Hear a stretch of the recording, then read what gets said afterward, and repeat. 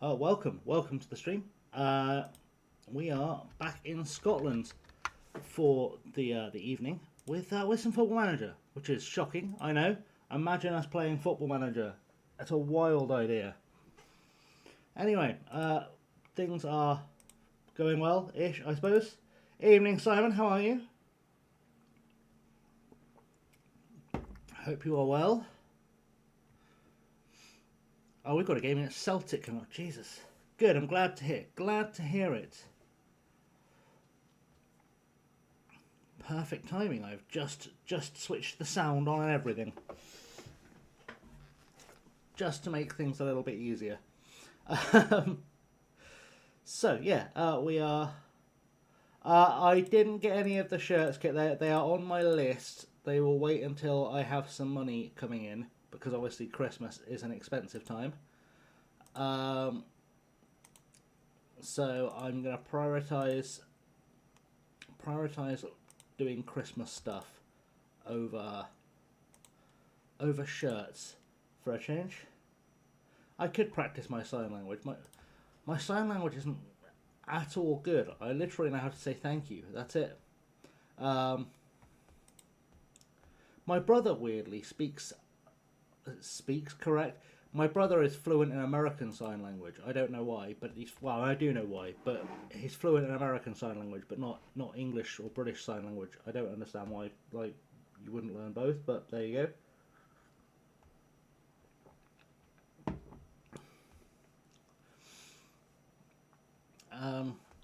But yeah, it's a nice little chill one today. Finally got the second monitor working, which is lovely. So much less stress.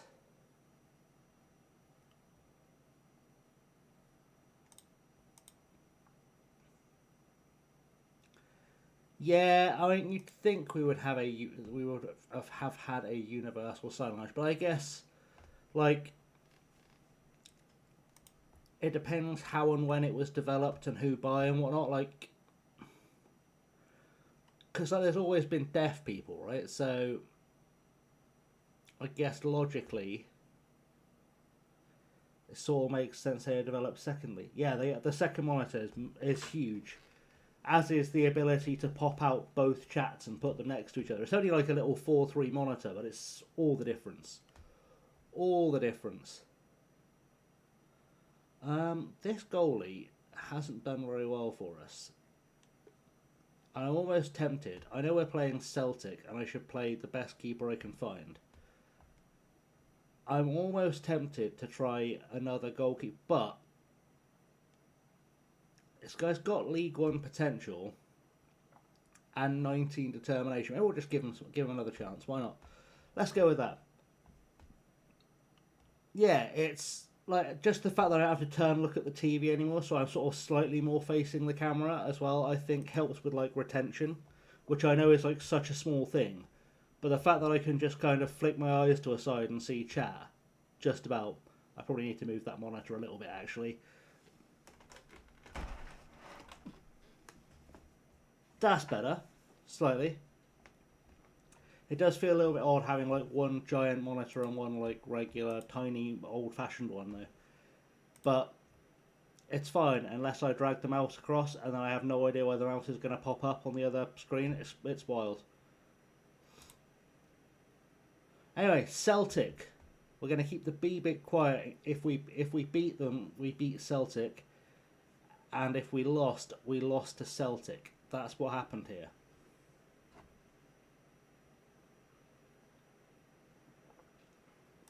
Right, let's go. Let's go. Let's start the stream with a win in the Trust Trophy. Yeah, that's fair. I know. This is one of those you're too dedicated to gaming when kind of stories. But when I moved into my last flat, I decided that I wanted to upgrade all my systems, so I bought a new desk and a whole new everything for streaming and stuff with, or for making content with. And I bought a 4K monitor. It's the only 4K screen in my house. My TV is not 4K, but my monitor is. And there are times where it annoys me because it's just too big, but it's very pretty. Yeah, Roy has done a Roy. Yeah, it's weird. There's also a very first world problem.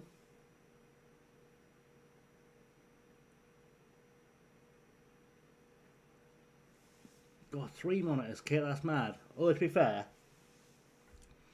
if I had room to properly set up my racing stuff, my sim racing stuff, I would probably have 3 monitors for that, so I'd have 2 that I could effectively use for side windows. But that's a bit too bougie, and the flat I currently live in is far too small for me to have a gaming, like a racing rig set up. Which is annoying, because it means I'm also currently not racing. But it also means I'm not paying 150 quid a year for iRacing subscriptions, so that's a bonus. 2 laptops attached to 1 big monitor. Oh, that's wild. That's crazy stuff. Jeremy, Watara just did a scoring. We're beating Celtic. Crazy.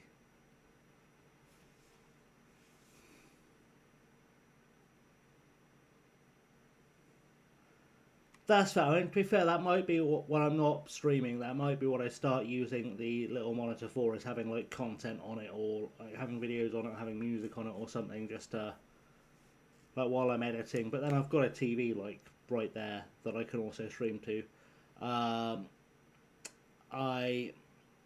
I have learned an important lesson over the last few days, aside from like don't make massive videos because they take forever to edit.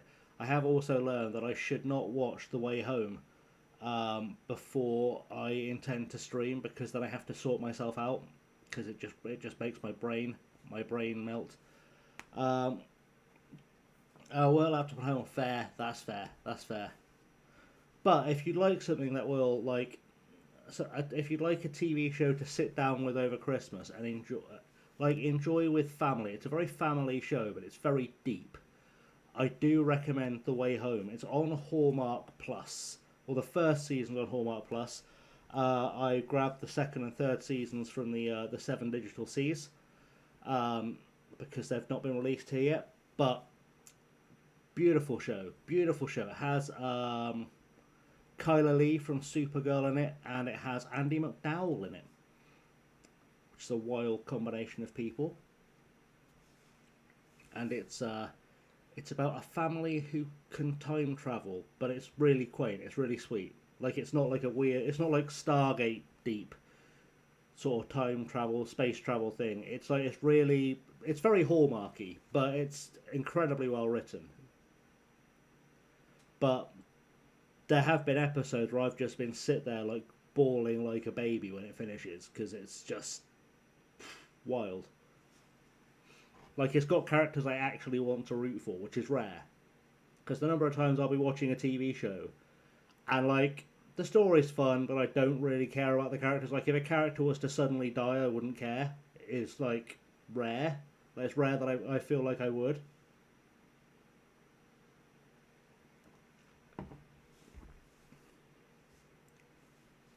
But, like, this show, like, one of the characters gets vaguely sad and I'm crying, so...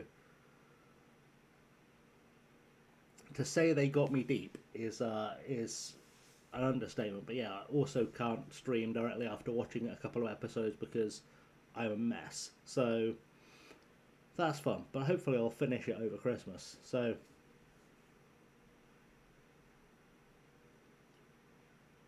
I can't believe we're beating Celtic 4-0. That's crazy. I talked to my friends, gave a bit of an update, had a long chat with them about the life and chaos that was French football media deal failures.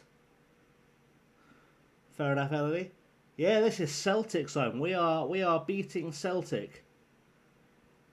We're not saying the B part, but we're beating Celtic in the cup 4-0. So, like, it's a pretty good result. It's a good result. I mean, when we say the bit we're not saying out loud, it's still fairly impressive because you'd imagine they'd have quite a strong sort of depth chart, being that they are, Celtic. Person 1 looks furious with Person 1 players. I might, because obviously I'm not going to be doing any streaming while I'm at my mother's over Christmas, I might, just to give me a thing to do, I might take the commentary files on a flash drive with me and I might rewrite them so they don't have the bugs in them. Because it does annoy me.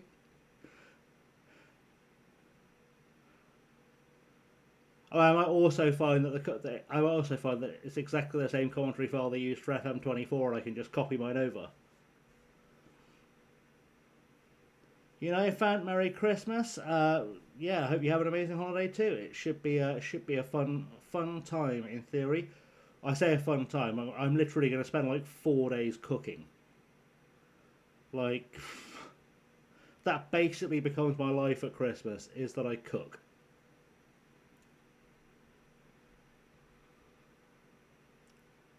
Between baking mountains of cookies and sausage rolls. Yeah, fair play, mate. Was that the 532, the one I'm using right now? UCL with MK Dons.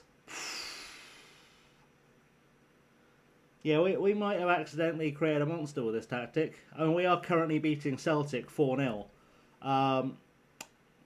We may have accidentally found a meta.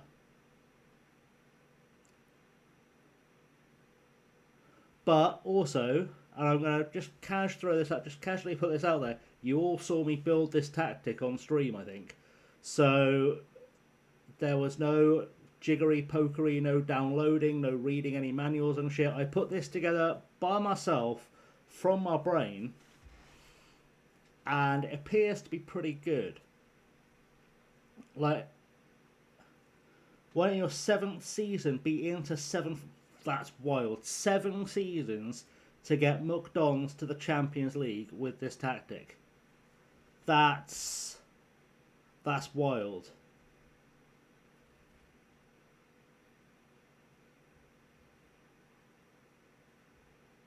I was actually contemplating making a video about this tactic.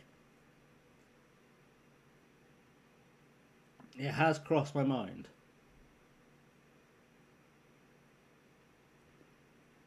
Because it is a bit filthy.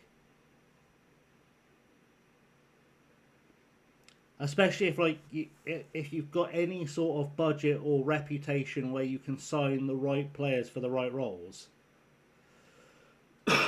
Like, it is just dirty.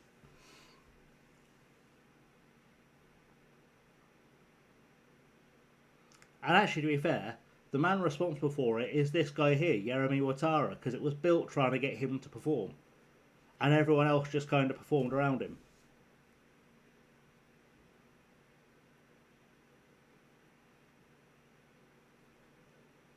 I was just about to make some shit. Yeremy Watara's got injured. Right on cue. Right on cue. Your dream one day is to be a manager. Fair enough.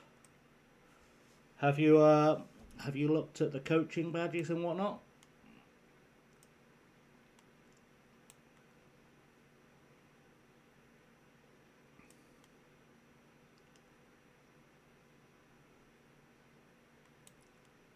I coached some kids football for a while years ago, and that was good fun, but I would have loved a crack at like properly managing. Problem with how you put your roster, then your roster runs around tall strikers and a skillful cam. Well, this team runs around essentially having 2 quick wingbacks that can cross, and someone big that can get on the end of a set piece. And that's pretty much it. Everything else is large. Oh, and a couple of central midfielders that can press out wide.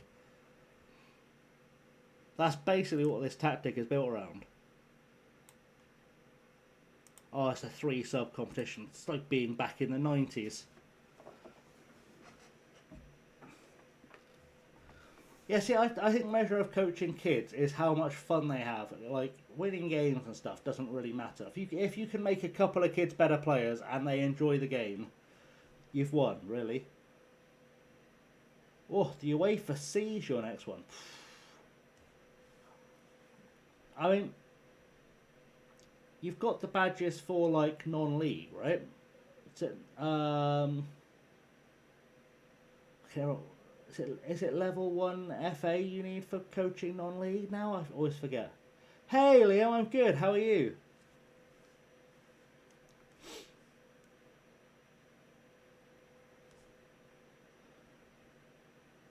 You've joined at the right time. We're currently beating Celtic 4-2, so I'm not saying that Dumbarton are massive, but we are currently slapping Celtic around. They are coming back, to be fair. It was 4-0 at one point. It's now 4-3. We were, at one stage, completely slapping Celtic 4-0. Academy, fair. I'm sure it'll come. I'm sure you'll get an opportunity at some stage. It is realistic. The bit we're keeping as quiet as we can, Liam, is that it's Celtic's B team. But it's an official competition and they're wearing Celtic shirts, so it counts as beating Celtic.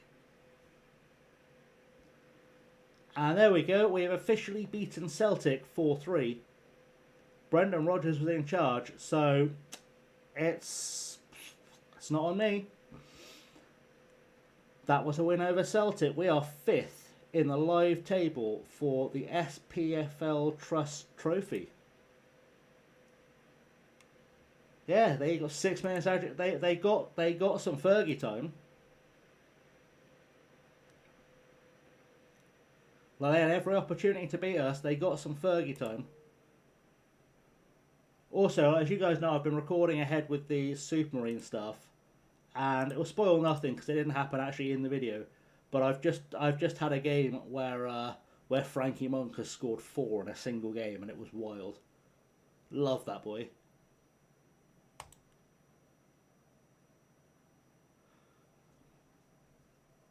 Should not be playing at the level he's playing at, let alone scoring 4 goals in a single match.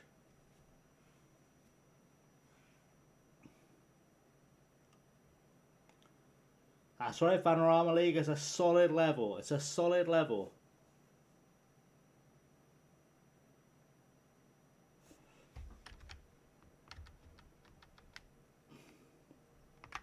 Have you been coaching with like a team locally or?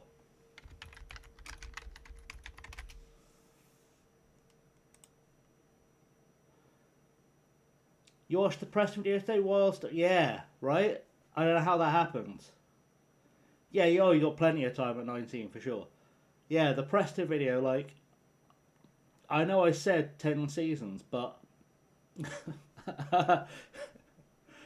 yeah, I can't pretend I was expecting that.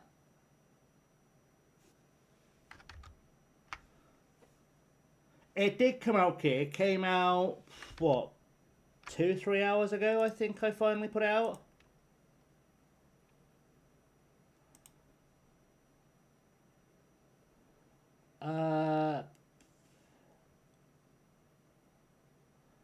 Trying to figure it out.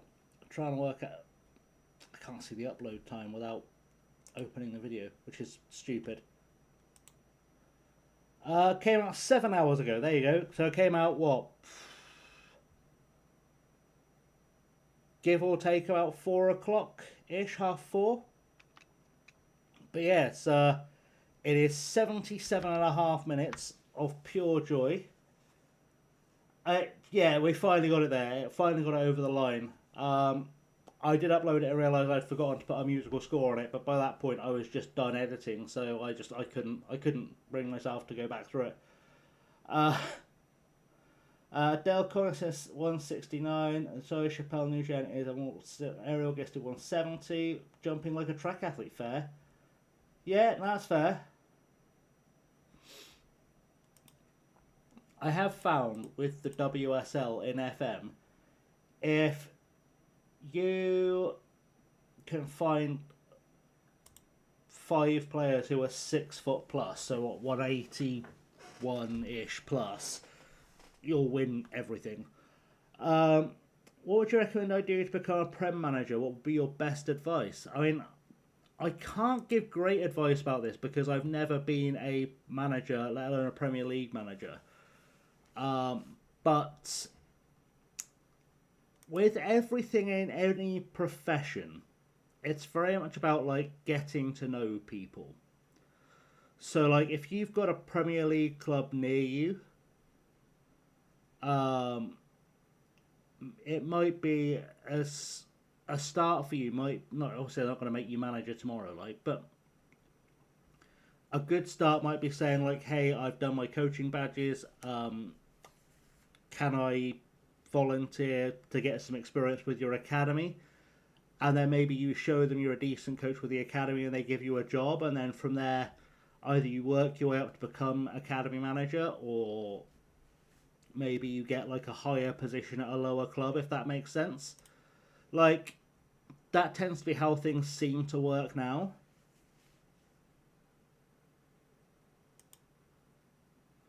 Like the number of, like, if you look at like Kieran McKenna, right? Kieran McKenna was academy manager at Man United, or a coach at Man United, I think. And then he became the assistant manager at Man United and then went on to do management in his own right. It just tends to be the way I see things going now. Like, I mean, Stockport County is as good a place to start as any. Like, at the end of the day, say you can get a job helping out with the Stockport Academy. Maybe they put you on payroll and you get sort of known enough as like a good coach for them to trust and respect you. There's someone who'll vouch for you, say, for example, right? Then what's to stop you maybe getting a job managing at one of the local National League North teams, right? Like, it's not out of the realms of possibility. You know, I'd imagine, like, for a club like, say,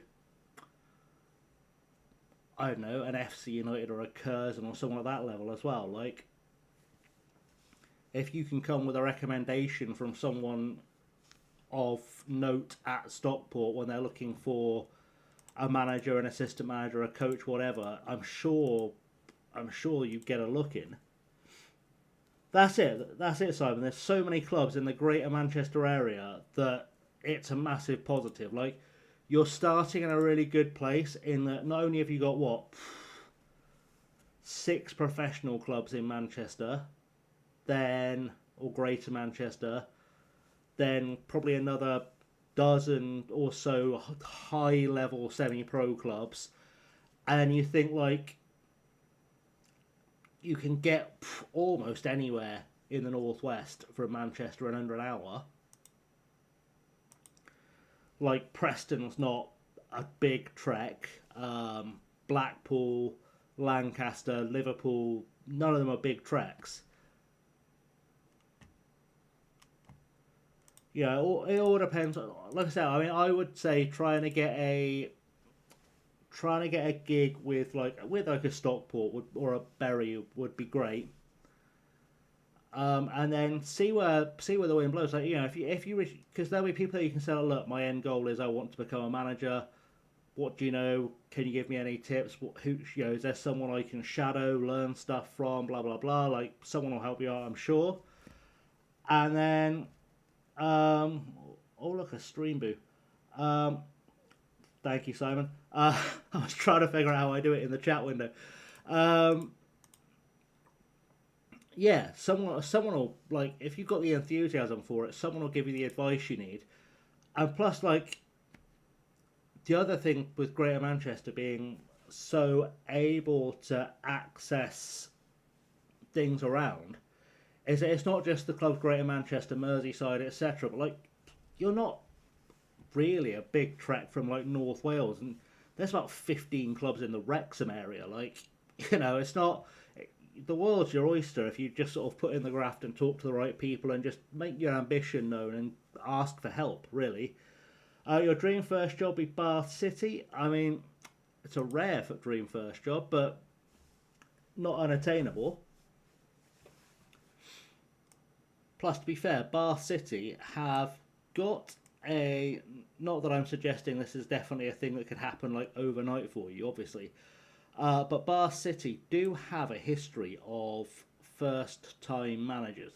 They are one of those clubs that always seems to appoint someone for their first job, which admittedly is because when you appoint someone for their first job, they're cheap. But they do have a history of doing it. I think we just make one change against Fife. And that's only because Jeremy Watara's out. How long's he out for? One game. We can get by with one game without him. That is fine. Actually, talking of the Christmas stuff, whilst I'm thinking about it, my revised plan for Christmas content for the channel, just so everyone's aware. Obviously, I was going to try and front load the next 2 weeks before I go over to my mum's, and then this Preston edit took forever. I think what I'm going to do is I'm going to record and upload episodes of Supermarine until Boxing Day. Then just take a week off the Supermarine stuff, just because I know that I'm going to be sketchy in terms of availability for the next week. But I might try and chuck in I'll probably chuck up a guide or two as well, just because I know some people will get FM26 for Christmas. And even though they'll be disappointed, at least I can maybe soften the disappointment a touch for them by just doing a few guides to help them out. It's not like when my situation, if I tried to do the same, the bucket is pretty empty. Yeah.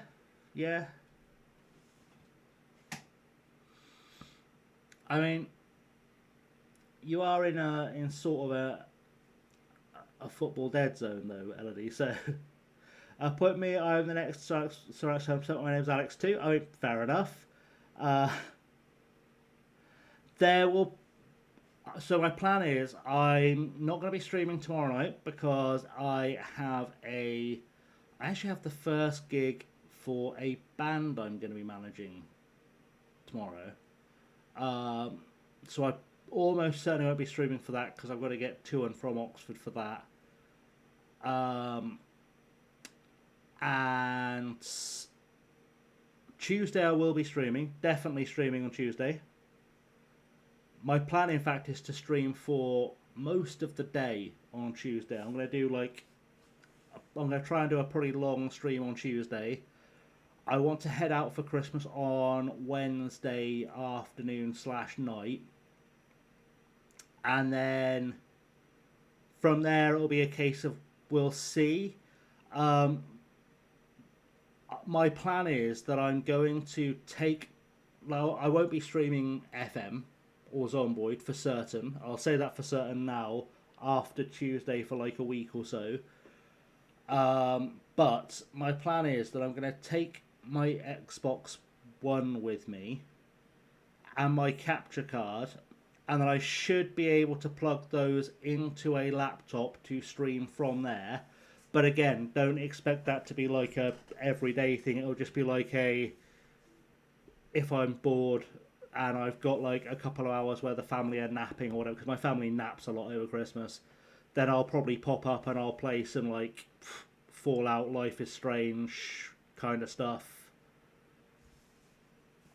So yes and no is kind of the answer. It's not quite dead, but I'd almost certainly be youth level coaching. That's not the worst. Youth level coaching is the most important. Your first managerial job for non-league, what's the best formation you recommend to get best results? That's a really tough question to answer. As much as I do watch tons of non-league football, far too much non-league football to be honest, it does depend on the players you've got. Like, back threes are coming back for sure.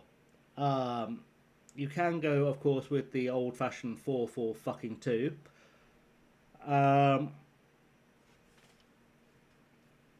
It's one of those things where I think if you sat me down to look at a particular non-league team in training, I could tell you what they should be playing. I think the three at the back is pretty sensible for a team of that kind of caliber. As much as it does produce some very dull football. In fact, let me explain, because essentially that was part of the thinking that went into this tactic. So 4-3-3 can work. So that was part of the thinking that went into this tactic. Because as much as I like to pretend I don't put a lot of thought into my tactics, this one had some thought into it. So I guess the best way to sort of show you is by showing you how I built this. Like this was built to be a tactic for a non-league team based on non-league players, right? So in possession,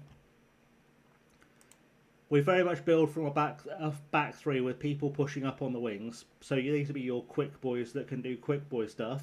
Yeah, go with an 8-1-1. Why not? And they kind of push up like a group here. Like the attacking build-up play is very much essentially everyone piles at the box, which is very non-league. It's a very non-league way of attacking. But out of possession, there is actually some thought that goes into this. So everyone drops deep when they are out of possession, except the striker, who's just kind of there to be a bit of an outlet. And they've all got people to track. But what you'll notice is that these wide players here, they come in to help essentially pincer the wingers of the other team. So I've got the fullbacks pressing, and then my centre mids have moved out wide just to kind of essentially trying to shepherd anyone that might be coming down these sides towards my corner flags. So that would be this is pretty much exactly how I would set up a non-league team, where essentially I make up for the deficiencies in the quality of the players with just making sure they're in the right place to be a nuisance when we haven't got the ball, and then making sure when we have got the ball they're in the right place to pick up some crappy like loose ball situation, which is really basic, but like based on my experience of having played non-league, that's the things that those are the things that win you games. Like those are the little tiny things that will win you games. Is just bearing in mind that you have to have it in the back of your head, like the players you're coaching at non-league level are, with the greatest respect to them, and I'd say with the greatest respect to them, having been one, not very good. Like that, you're not coaching Cristiano Ronaldo. You're coaching 11 lads that just love a kick around. So you have to kind of think like, what would the worst possible player I could have up on my pitch do? How do I turn that into an advantage? And then what mistakes are my players going to make when they don't have the ball? And how do I make sure that everything has a redundancy? Which is where my thing with the fullbacks comes in. Like if one of my fullbacks, and you'll have seen this playing with the system with MK Dons, I'm sure. If one of my fullbacks gets skinned by a winger, chances are one of my wingers is already covering them. I actually think this system would be great in non-league and real life, but I haven't tested it, so I don't think that's a thing that happened, mate. The thing with football is that if you know the game, you don't need to watch a team for very long to figure out what they do well and what they do badly. And then you just build it from there. So let's use like a real life example of like a bad team have just been coached badly, or I'd say a bad team. But let's look at Wolves, right? We all know that Wolves this season are not very good. I think we can all agree Wolves this season are pretty shit. And the one thing they do have going for them is they've got a lot of players that work very hard. And the most obvious thing to do with them is to do like a heavy pressing, counter-attack, 5 at the back situation. But they don't do that. The next most obvious thing for them to do is to buy a striker who knows where the goal is, but you can't have it all. The worst thing I think you can do as a manager, both in FM and in real life, is try and fit square pegs into round holes. You can't make your Sunday League team play a tiki taka. You can't do it. They will not pull it off. Likewise, you can't really play long ball Route 1 football in the Premier League because the players there are too quick, too physical, too smart, too good to fall for that. So you just have to know your players, know your level, really. This got me my idea for shoring up my formation defensively in the French Wisdom. Yeah, I mean, look at Elodie, like this tactic I'm using is on the workshop. You can find it just by searching my name on the workshop. If you want to download it, have a look at how it works, tinker with it. It is designed because the reason we built this was because our Hemel team was well above XG on goals scored, but we were conceding way more goals than we should have been. So I just set out to tighten up the defence, and this is what I came up with. And defensively, it's very early doors in this season. If we ignore the Premier Sports Cup, which I was still trying to figure out what our players could do, our results haven't been bad. In the league, we've had a 4-1, a 3-1, a 4-2, a 1-1, a 2-1 loss, and we've just done a 1-1. But then we've also beaten Celtic. We've beaten Clyde in the cup. We've beaten East Kilbride, and yeah, we lost to Hearts, but you expect that. But we're not shipping huge amounts of goals. We're not keeping clean sheets, but we're just doing enough to keep things rolling over. And I think if we were to go into our league table and see where we are with our XG, I expect we're more or less. I say that. I need to make this more defensively solid because on the XG table, apparently we should be absolutely pissing this league.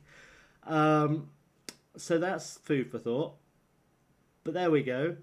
So maybe I said that it could just be I need to strengthen the players in the defence, but it'll work itself out.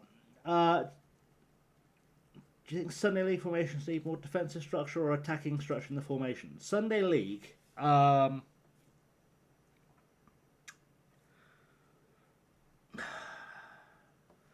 The trouble with Sunday League is that the vast majority of players who play Sunday League don't do it because they're not good enough to play semi-professional at any level. They do it because they're not disciplined enough to play semi-professional at any level. It sounds harsh. I know it sounds harsh, but it is a lack of discipline in Sunday League that gets players there. If you've got players that are disciplined enough to play non-league, always focus more on defence than attacking. And I say I'm a big proponent of the Lombardi principle. If you don't know who Vince Lombardi is, look him up, learn his coaching philosophy. In short, Vince Lombardi was an incredibly successful American football coach. Now, I know people think that sports don't translate to each other, but they do. Vince Lombardi's philosophy was that offense wins games, defense wins championships. And we see this time and time again. You can look back through league tables in history and in football. Generally speaking, the team that concedes the least wins the title. Even if they don't score the most, the team that concedes the least tends to win the title. So I'm always a big fan of concede the least that you can, and success will come. Because if you've got a defence that's a bit miserly, it's just about finding that one guy that's got a bit of pace about them that can put a ball in a net, and you've turned it around. And like there's been examples of this in football as well. If you look at like, I know this is before your time, but Arsenal under George Graham were notorious for grinding out 1-0 wins. Like there's a whole 1-0 to the Arsenal song they used to sing constantly because Arsenal would regularly win games 1-0. And it wasn't thrilling to watch, but they won championships because if you can't drop points if you don't drop goals, right? So it does look better. It does look better. If you like the other team, I always recommend anyone who wants to understand football tactics to study is the Dynamo Kiev team of the mid to late 90s, which had the best defense in the world. And people don't, because it happened in Eastern Europe, people don't know or remember it, but that Dynamo Kiev team from about 94 to 97, 98, their defence, airtight. Absolutely airtight.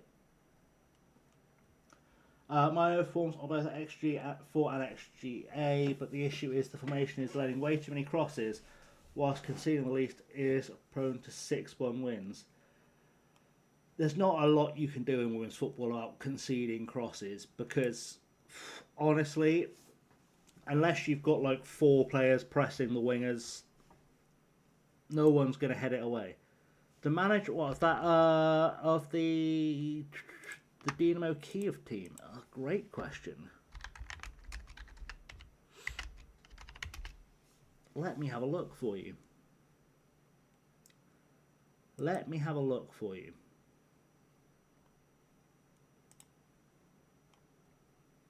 So, the manager at the time was, on and off, was a guy called Valery Lobanovsky, who was a very, very good manager. He had the UEFA Order of Merit and the FIFA Order of Merit for being one of the best coaches in the world. He never coached outside the Soviet Union, or what used to be the Soviet Union, except when he took a couple of random jobs managing in the Middle East, like every manager does. But such a good manager. And that, let's see if I can find a thing for, in fact, there is an article about this that I know popped up when I searched it, so I can find it easily. I'll put the link in both chats so anyone who wants to read it can read it. This is from These Football Times, and it's about the ascent of Dynamo Kiev in the late 90s. And it should tell you everything you need to know about this team, which is, it was genuinely spectacular. It was genuinely a spectacular team. And not just because the defence was incredible. So up top in this team you had Sergei Rebrov and Andrei Shevchenko. And then at the back you had Oleg Lushny, who used to play for Arsenal, Alexander Holovko, Vladislav Vashuk, and then you had Alexander Shovkovsky in goal, who was incredible, with Andrei Husin ahead of them. What a team. So good to watch. Just be looking who conceded the least in the Premier. It's Chelsea with 15. Yeah, but that's the thing.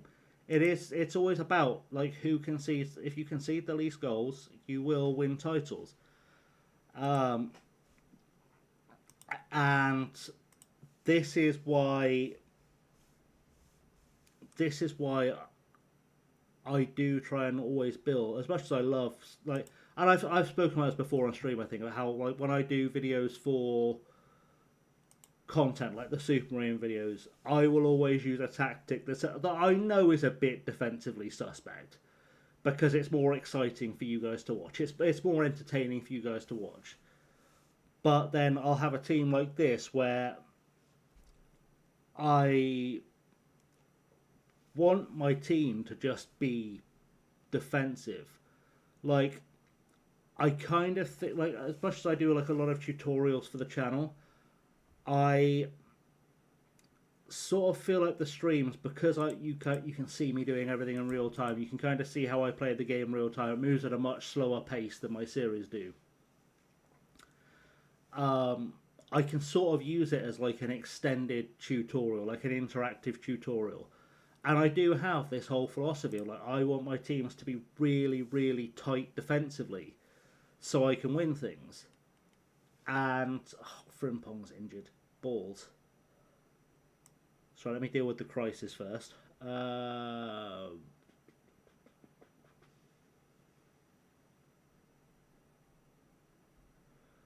Let's put McGrory there.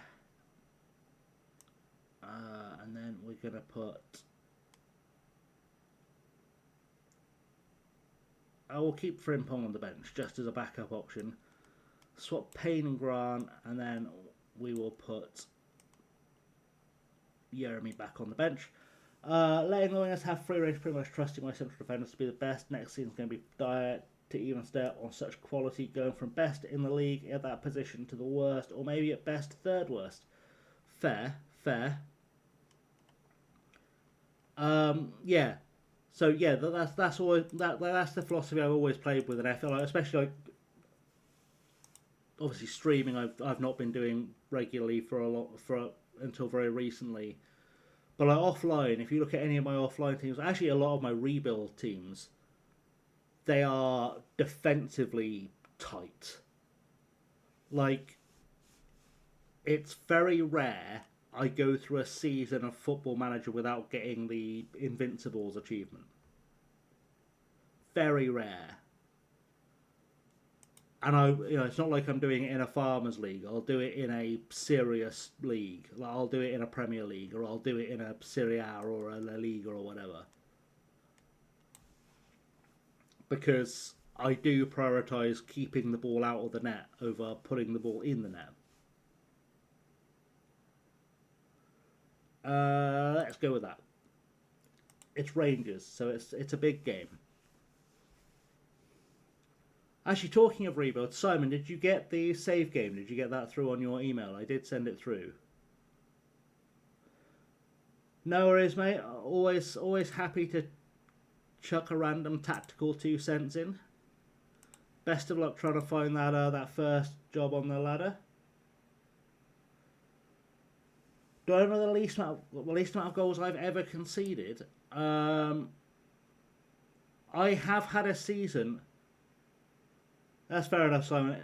I have had a season on FM, Liam, where I have conceded 0 goals. I don't know which FM or which team it was, but I know I've had a season where I've conceded 0 goals.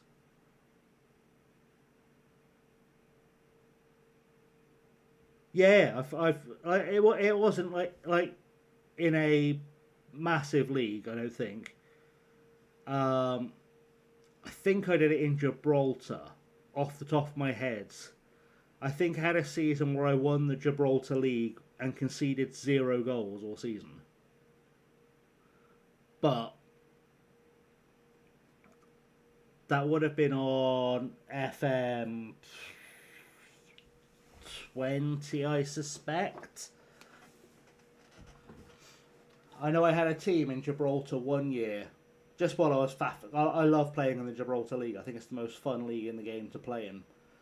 And because the AI in whichever year it wasn't terribly good at keeping up with team building, I had a squad full of players that were like Premier League, Champions League quality, playing in a Gibraltar League that was full of Sunday League players. So, like, not conceding a goal was pretty much par for the course. Well, I'll look forward to it, mate. We'll look forward to you giving us a shout out on your first manager interview. Uh, Kisha Schiller has barely started quality at central defender. I got promoted, and it really falls from there. Yeah, I mean, this is why you have to be ruthless, Elodie. You have to be ruthless. You really, really do in FM. If you decide to set aside the hour and a bit it takes to watch the Preston video on my channel, there is a season in there where I literally tear up my entire team and start again. Because I realised that the players I had gone as far as they could, and I just needed the money, so I just got rid of everyone that I didn't definitely need for the future and replaced them. Like, I'm so ruthless when it comes to turning a team over. As much as like I do have my favourites and I do have players that I will keep around with me for a series, for the memes if nothing else, like Frankie Monk is that guy in Supermarine already. Like, I will keep him under contract until the Premier League because he's had 70 goals from left wing in 2 seasons. And I want to see how far I can keep that going.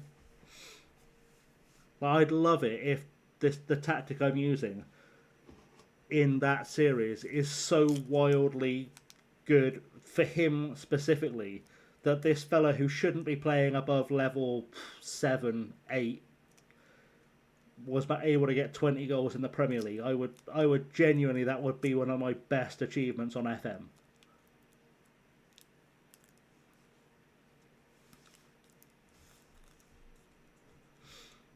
But you know, we're a long way from there. So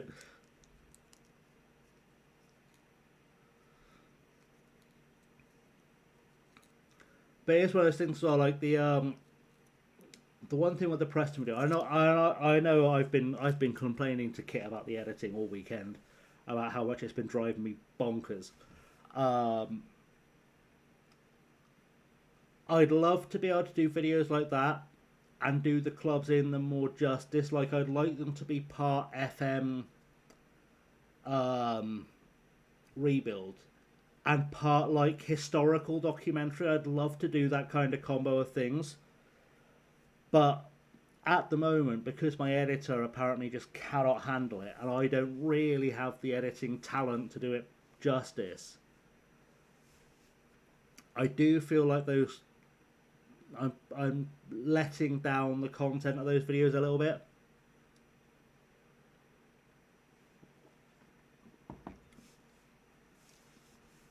Like, I know that if I had the ability as an editor, I use VSDC, which I've always used. It's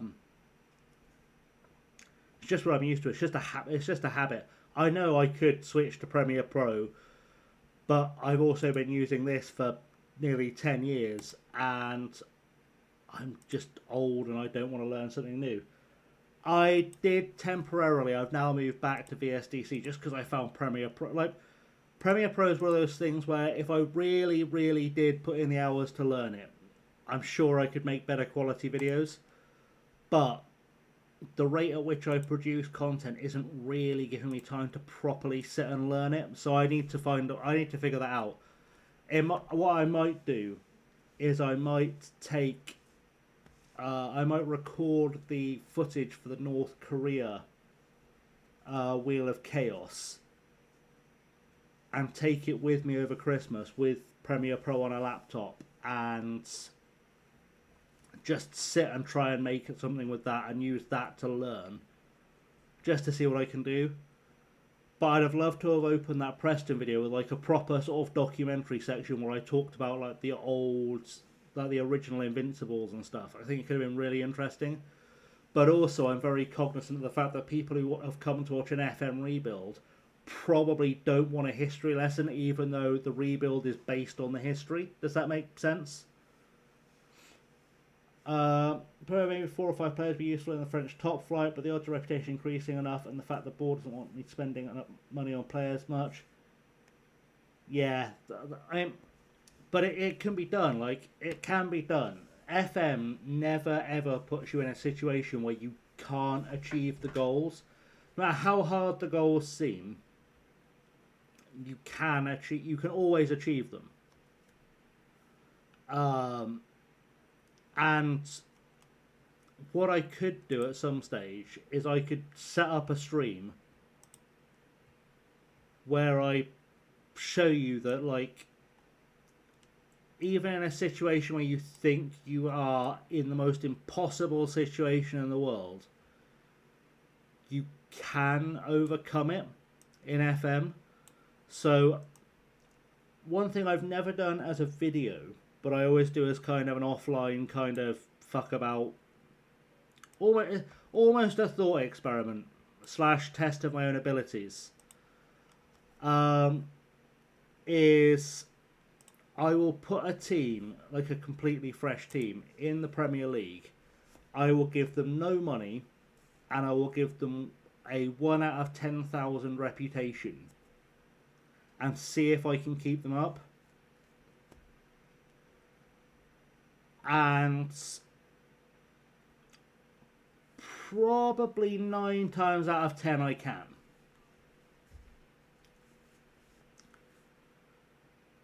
In fact, it's probably through doing that I've learned everything I know about FM. Like, if you guys want me to do like a sort of side questy stream where I sort of do that live, I'd be happy to kind of work that in if you'd find it interesting. Like, it's a bit experimenty, but it's doable. And like, I've been doing this experiment on every FM every year it comes out. I've done it at some stage since Championship Manager 97, just to see if it can be done. And like, I've kept squads of non-league quality players in the Premier League in the first season.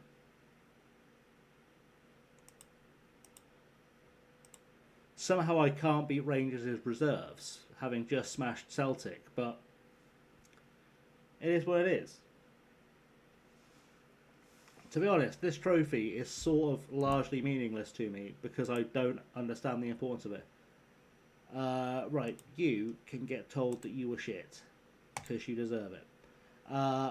Yeah. Like I said, if it's the I'm always open to suggestions for you guys. If that's the kind of thing you find interesting, I'll do it on a stream. Like,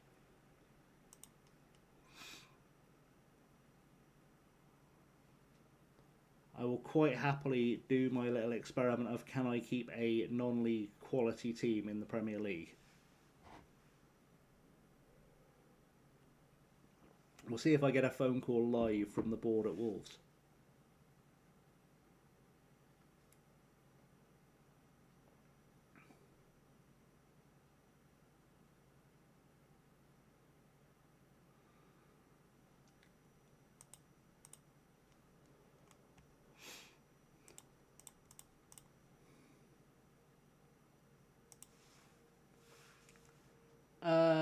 Right.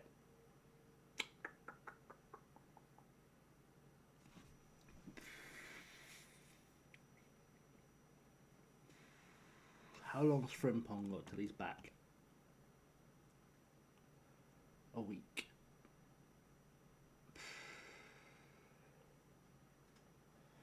I don't want to risk him. Okay. Right, I will be back in a second.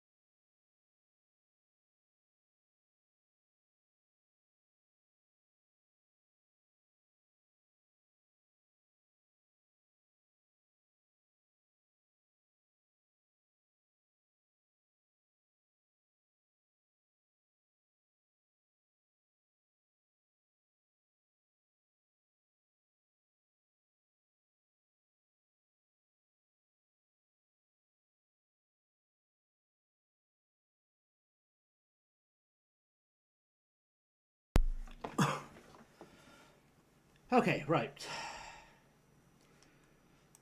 So, so Chappelle is worth spending money on. Unless I change formation, I have to believe that I might be looking at very specific players now that require a formation change. Sometimes when you go up, you just have to sign like the best players you can and make them work, rather than trying to fit them into your system. It just is how it is, unfortunately.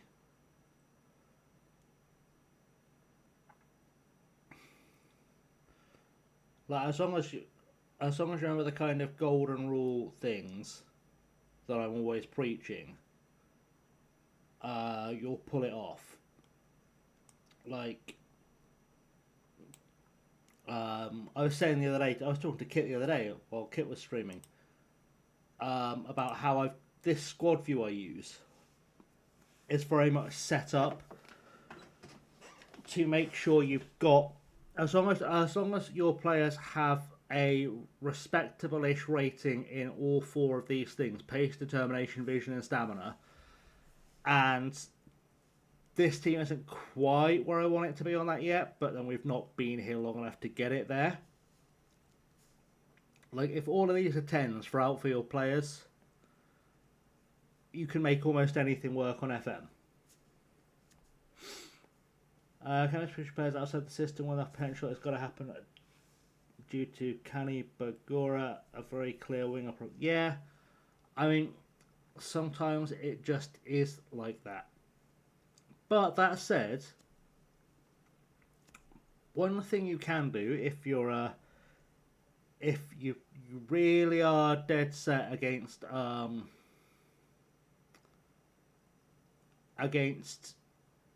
changing your system is that you can, in fact, let me see if I can show you that. I'll show you this on stream. Why not? I'll do a show and tell of a thing. Why not? I've done weirder things in my life. So if we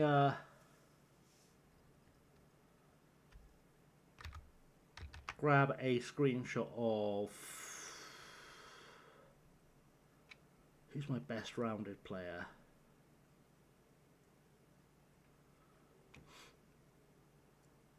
Let's just try this guy. Let's try this guy. Why not? So we're going to screenshot him. I'll find OBS now on 2 screens. Good stuff. And then we go into Gemini. And we'll ask Gemini.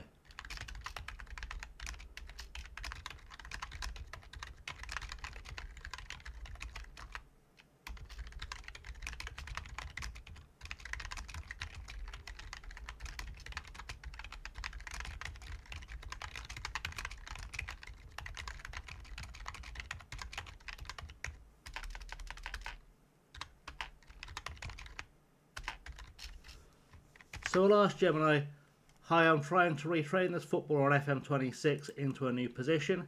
What position and role other than his current ones is he best suited for? And you'd think, like, let's put this into thinking mode. You'd think like this would be the weirdest thing that Gemini can do. But Gemini does actually understand Football Manager. And there we go. So he's quite poorly suited for his natural attacking midfielder roles because of his low finishing, dribbling and technique. Has some hidden gem stats for a defensive role, making him a prime candidate for retraining. Here's the best path for him. Recommendation, right back. Has the profile of a converted winger who could excel as fullback support or a wingback defend support. It's still using Football Manager 24 terminology, but we understand what it means. For a winger, his marking is exceptionally high. Combined with tackling, he's already more defensively capable than many lower league fullbacks. Stamina and pace are his best assets. He's got elite mentals, and he can cross. So, yeah, or you see what I mean, he's using defensive winger. I haven't used FM Companion, but Gemini is free, and so Gemini says that we should retrain this guy as a right back. So we'll give it a go. Why not? We'll give it a go. Because apparently he's got that secretly hidden in the back of his locker. So who am I to basically AI made of FM26? Let me have a look.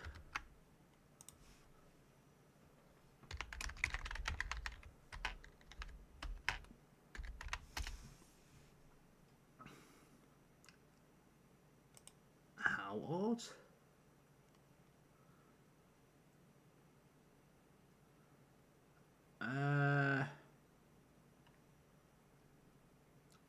FMcompanion.com.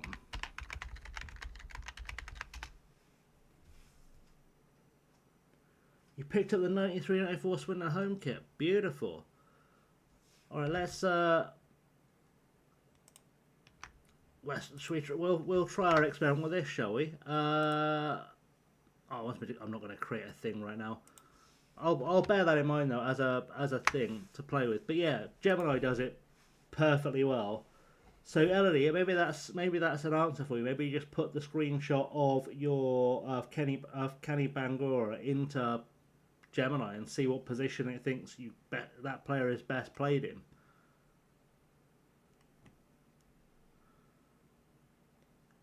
And in fact,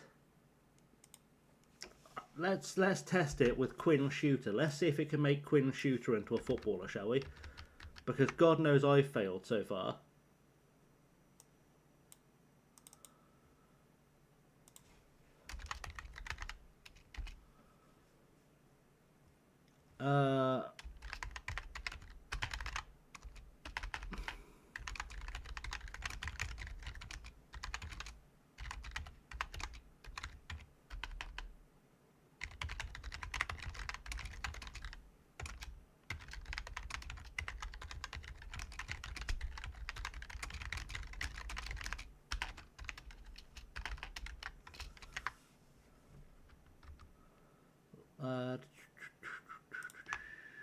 Such a terrible use of resources in life.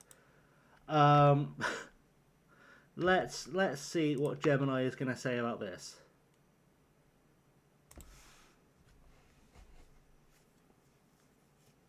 Like I said, it's always worth asking Gemini because I didn't spot that guy could play as a right back. So let's see what Gemini thinks of Quinn Shooter.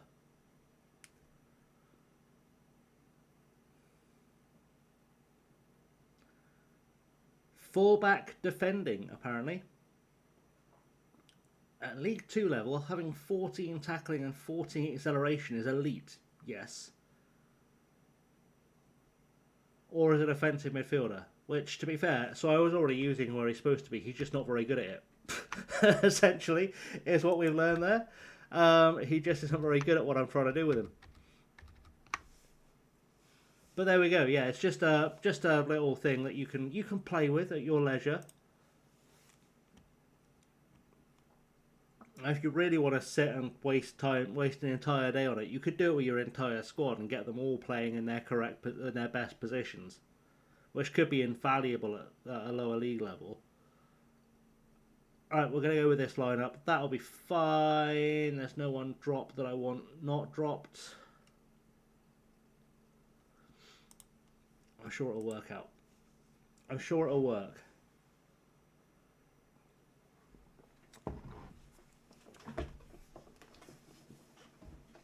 Even if we did go on a tiny side quest or 10. Right, Spartans. Remember the Spartans, guys. Yes, I want to see you all improve. Go do an improving. Get out there and improve. Right, goals. Today we score goals.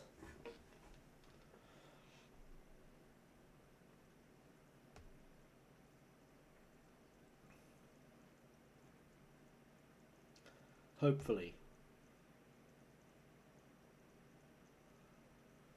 Hopefully, right. Neil, Thompson, Sané.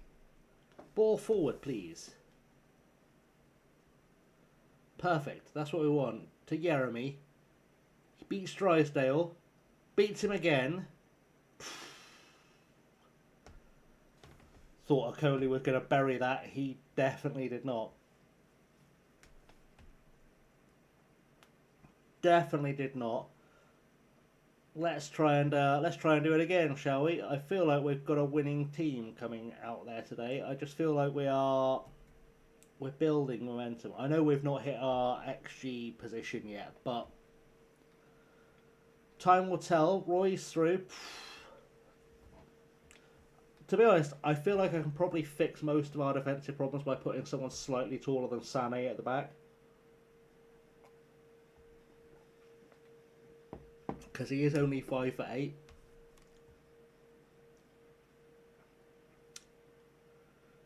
But let's not make it too easy.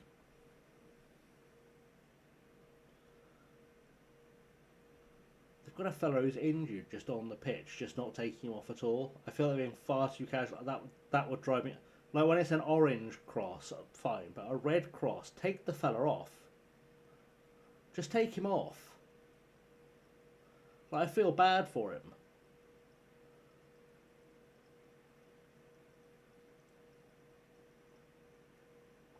Come on, let's get this forward. Sané, looking for nobody. Come on, get back in cover. Get back in cover. Beautiful. The other thing I really like about this tactic is that whoever is at DM, the way I've got it set up, also comes ball side to help sort of box in the winger with the ball, which I think is a big part of what makes it work. So you effectively always have, whenever the ball's on a wing, you effectively always have 3 people around that, like, shutting off the lanes. Just a very hockey way of putting that, but you'll understood what I meant.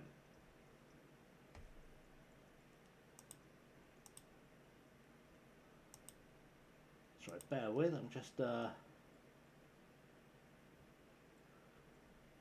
seeing who is out there.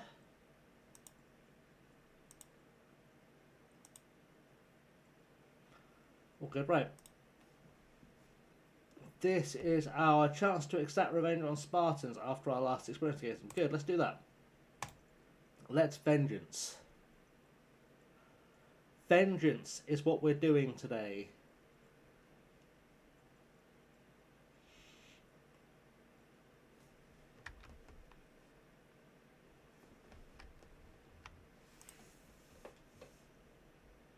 Let's go and do something different. You click on the pink headings.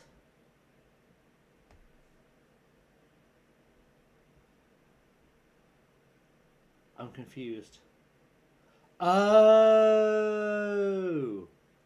yeah. Sorry, I was like, pink headings. What pink headings? Yeah.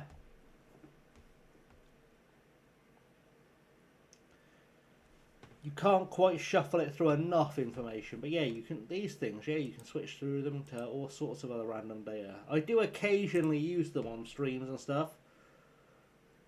Oh, Quinn Shooter's injured.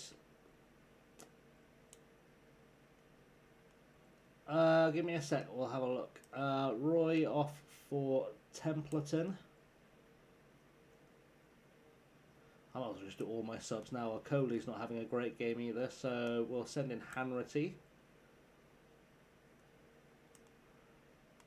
Langan there. And I guess we take off Ferguson as well, send in Harding, why not? These. Ooh. I mean, that's not much fun. But you just get like a blown up one. That's fun. Michael, welcome to the YouTube chat.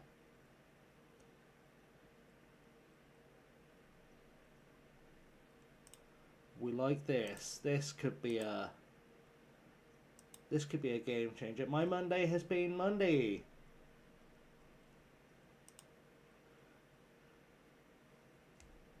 So have I ever told you how much I love it when you read my mind?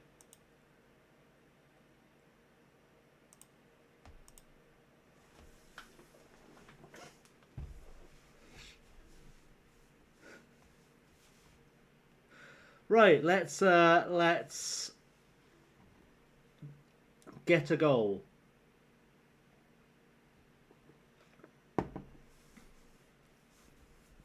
Let's get a goal. What are my thoughts on the Epstein files being released? Well, I know I'm not in them, so it doesn't really affect me. And everyone who you thought would be in them seems to be. So, you know, the table one gives you table analytics. No.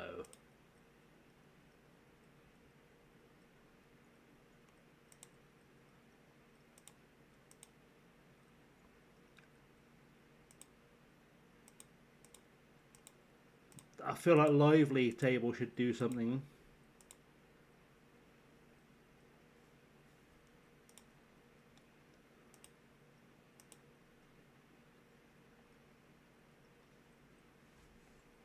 Game changing. That is an excellent discovery. Game changing. Also, you wouldn't feel robbed if you paid a tenner to see that game, would you? 3-5, Annan and Sterling. Michael Jackson was always going to be in them. I hate to break it to you, but Michael Jackson was always going to be in those files.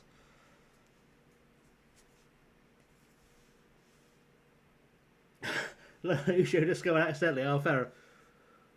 I'm well behind with non-league to legend at the moment. For some reason, it's not popping up in my YouTube homepage. Like I'm followed, subscribed, bell rung, etc., etc. For some reason, his videos aren't showing up in my For You page, so I keep forgetting to watch them. I'm not even getting the notifications about them. Michael Jackson one is a fake photo, the one with Bill Clinton. Oh, really? Like I haven't gone through it all. I've just kind of skimmed news coverage of it. There are names I would expect to appear in the files that I'm sure if I was to take the time and go through what's been released, I would find. I fully expect to find Piers Morgan in there multiple times. I expect to find Elon Musk in there. I expect to find Orange Donny in there. Michael Jackson was someone I expected to be in there. I would be very surprised if I didn't come across Mick Jagger's name in there. Just to name a few.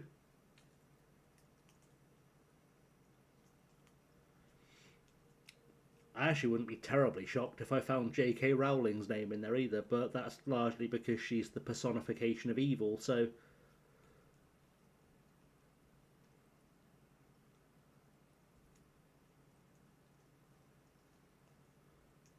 Someone called Williamson's winding down their career.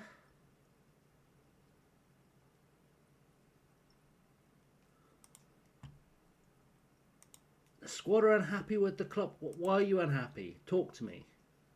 Why are you sad? It's a real chore to come to work at the moment. That's not a good situation to be in.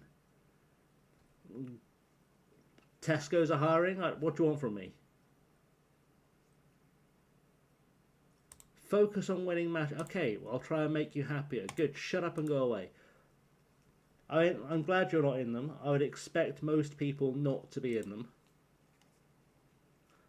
Our chairman has decided he's going to retire from hands-on roles in football and will only pursue part-time roles going forward. Might be worth asking if he's willing to reconsider his decision. Buddy, you're a chairman with hair from the 70s. What hands-off roles were you, hands-on roles were you doing? This is not a huge problem for me because this does mean we are about to get a takeover. So I'm not against that at all. This always gets followed by a takeover. It's a bug, but it always gets followed by a takeover.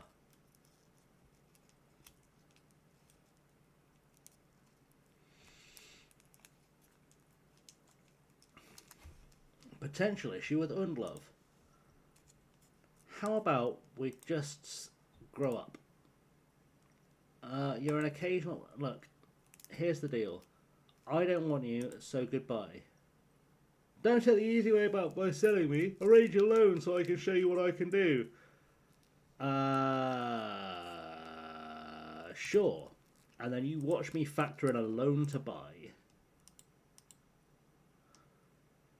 That is not an issue for me whatsoever, my friend.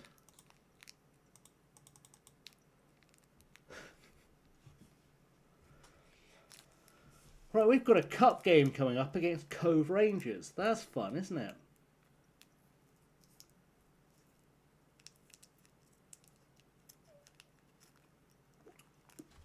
Did we get through? Where are we with this Trust Trophy? What league are they? What, Cove Rangers? I think the same one as us. How many games are left in this stupid trophy thing? 6. 6 games to play. So 1 game left. Excellent. I would suggest if there's 1 game left to play, we've probably qualified.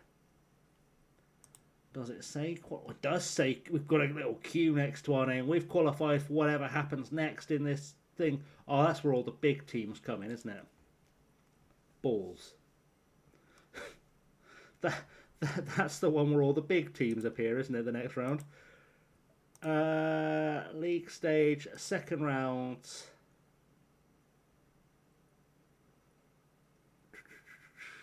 Is this where it starts with the championship teams? I'm sure that was a thing I saw somewhere. Yeah, it must be, because we're going from 22 to 32. So I don't think the Celtic main team are it, just the B team. But I believe this next stage where we've got to sees all these teams enter. And let's be honest, they won't always be having a good season, but I'm a little bit nervous about Kilmarnock being in it. And Ross County are probably pretty good. So, yeah.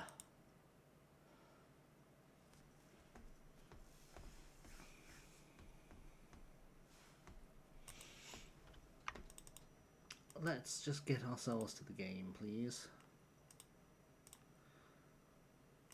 I know it's like the most basic thing to make me happy, but I love the fact that when you holiday through things on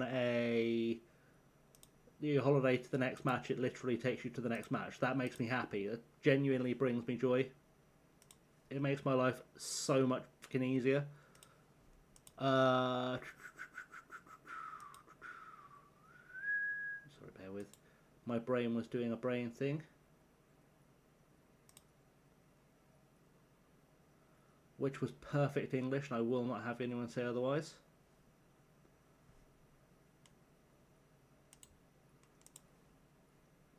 We're just doing a minor side quest. We'll be back with regular brain power stuff in a moment. I'm not a Wrexham fan, nor am I from Wales. I just happen to be wearing a Wrexham shirt.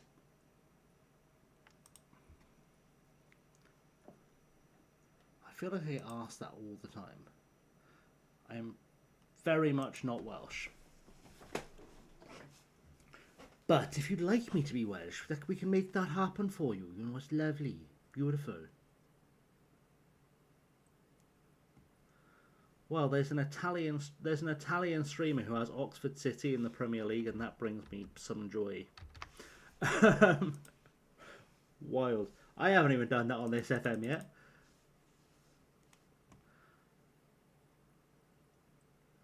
Actually, I haven't managed Swindle on this FM yet either, so that's odd. I am going to put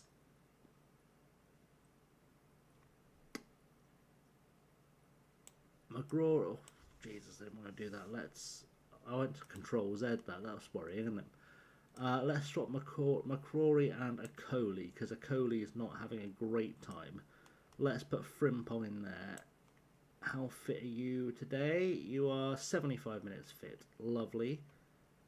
And then someone has to go in for Quinn Shooter. So we'll put Selfridge in there while I figure out who is the better replacement. I guess it's Casey.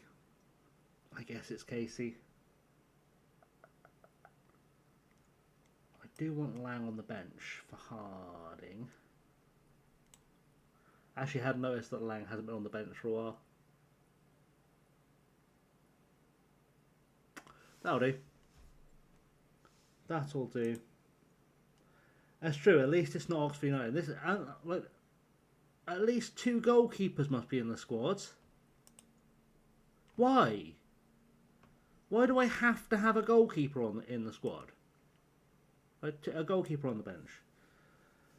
Yeah. At least it's not Oxford United. This is my thing. I know I've explained this before while you've been watching, but as much as Hamish Thompson is banned, cool. Let's chuck this fella in there. I assume he's a footballer. He'll do. Yeah, I know it. I know he's banned for this match. That's why I've just taken Jesus. Right. Yeah. Like I know people have issues with the kind of split loyalties thing, but like the Oxford City, I don't think there's a conflict between being an Oxford City and a Swindon Town fan because we both fucking hate Oxford United. If anything, I just hate Oxford United twice as much as fans of either club normally do.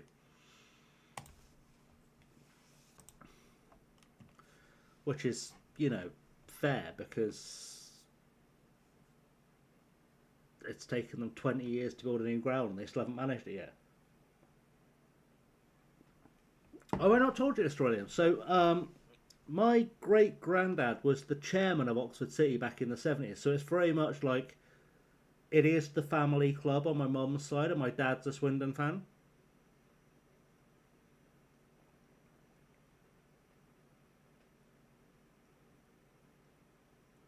So that's how that happened. Yeah, because I probably told you the story about how my mum went round to her grandparents' house for like Sunday dinner and found Bobby Moore sat at the table because he'd just been appointed City manager.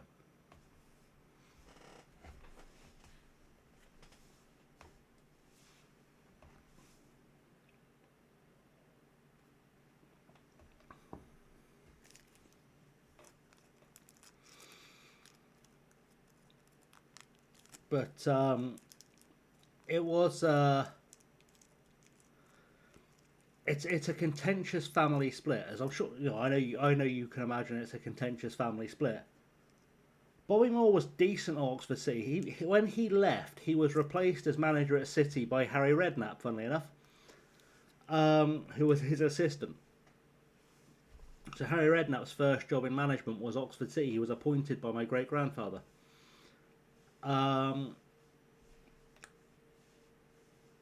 don't know if he was getting his dog to pay taxes then or not, though. Couldn't tell you. Yeah. Yeah, like my lots of legends have managed Oxford City. I guess depending on your definition of a legend. My family has always had, like, especially with me and like with my dad, it's always been a bit of an odd thing, the 420 divide, because like I said, I was raised as a Swindon fan because my dad's a Swindon fan, despite the fact I'm from Oxford. But my second cousin played for Oxford and Swindon, and it's really, really funny because Swindon fans fucking hated him, and Oxford fans, he's basically God to them. So it's a really odd split. Yeah, like I think Kevin Brock, who played for Newcastle, managed City briefly in the 90s. Which I know is a rare, like that's a very out of pocket name for most people.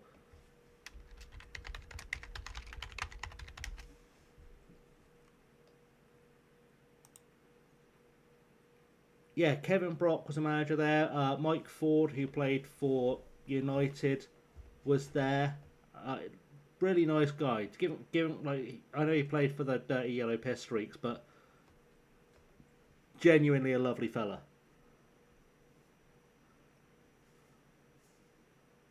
What's my great grandfather? Um, I feel like this is one of those Charlie-esque attempts to try and figure out who I am and where I live. And if that is you, Charlie, I've told you many times, if you DM me your address, I will happily come round and have a conversation with you. It will be short and painful, but I will come and have a conversation with you.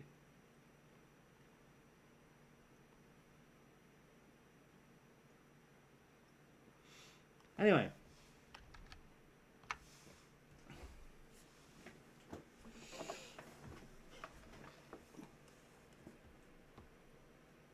Uh-huh. Uh-huh. Of course.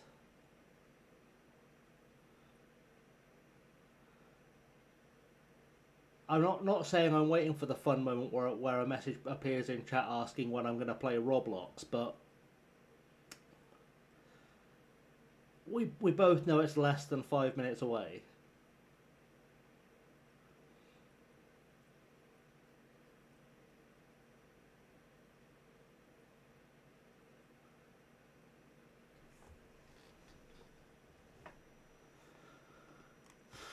As does almost everyone in chat, in fact. I would say I would say you'll know when it appears, Liam. Let's put it that way. We are shocking against Cove. I still didn't check what division they were in either.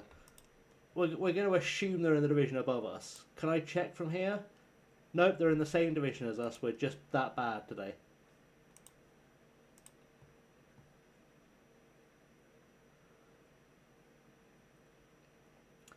This is one of those situations where even though there's only 10 teams or whatever in this league, I just cannot mentally keep track of all of them.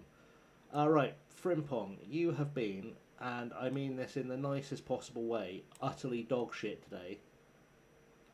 Casey, frankly, I'd have been better off playing a mannequin. Ferguson, we're going to stick Lang in because he knows how to score goals. Long's also coming off because if you're going to make me have a goalkeeper on the bench, I'm going to use him when my goalkeeper is utter dog shit. And McMahon for Hanratty. Problem solved. Good. Job done. Let's send that on to the Seven Seas.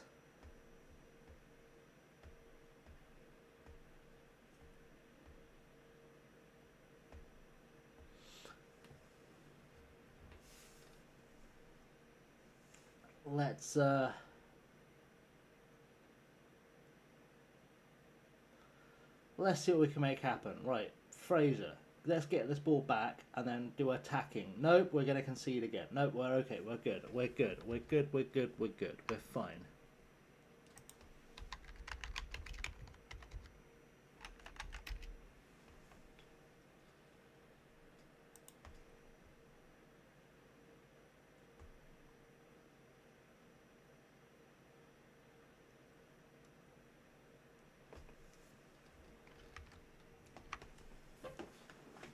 I'll look at Charlie using Google.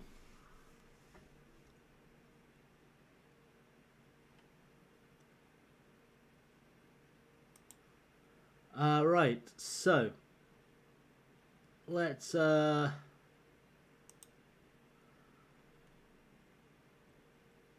berate them. That's the plan. That's the next play.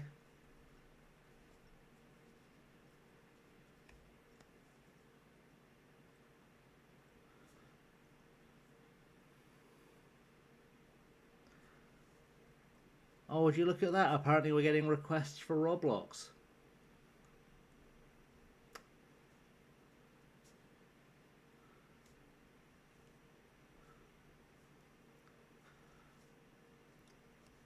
I will say, Liam, if it's of interest to you, you are very much exempt from the profanity filter that is set up on the YouTube chat.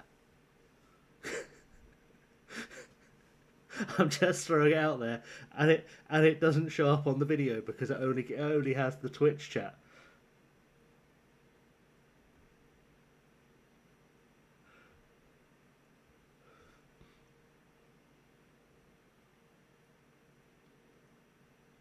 Anyway, we need a goal from. I just want our goal from anyone. Let's make this. You know, the one that stops you really telling Charlie what you think of him.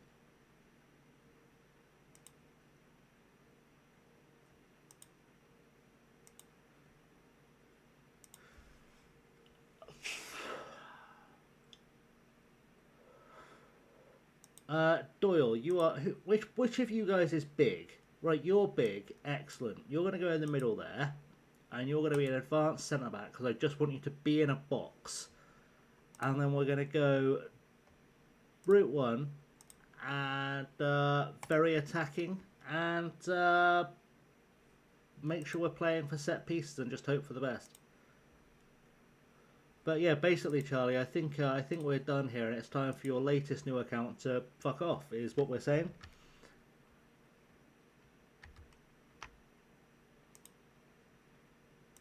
It's also probably time you got a life.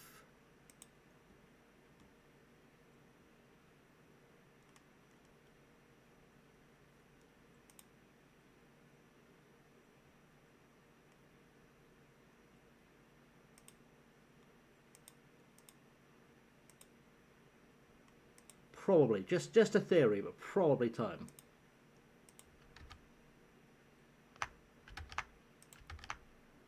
Anyway, we've lost. No, Liam. Absolutely, that was absolutely what I was hinting at. You feel free to let him know what a prick he is too. You're more than welcome to give him a rip if you want.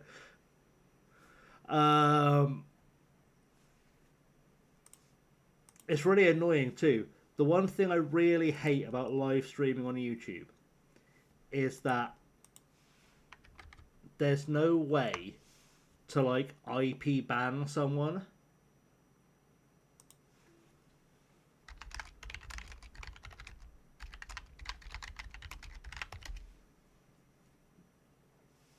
That's alright, Simon, it's fine.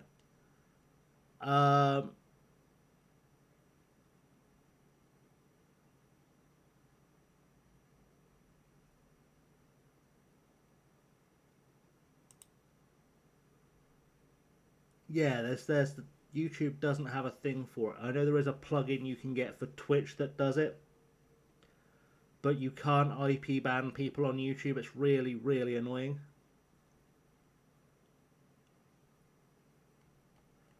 Let's just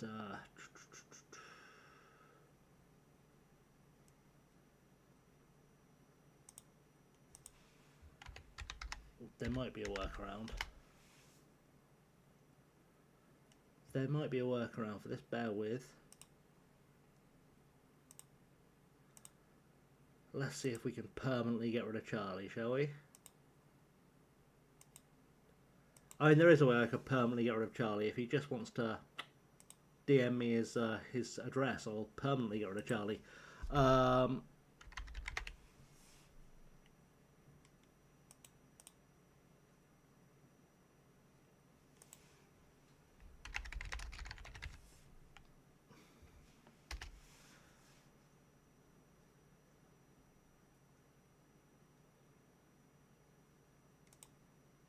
Because yeah, like, on a, I'll look at it later. On Twitch, not only does like banning, so you can ban someone from participating in chat, but you can also ban them outright from being able to find your channel, and you can get a plugin that does it by IP. But you cannot do that on YouTube. It's really annoying. Look, Craig, just just fuck off. Just go away. I'm done. I'm done with you now. You're moaning too much. Goodbye. I'm tired of the moaning from these players. But yeah, like, I can't imagine having enough free time to just randomly be creating accounts just to be a dick. And like, he's really desperate to find out who I am, but like, you can find out who I am just by sending me his address and I'll come and see him.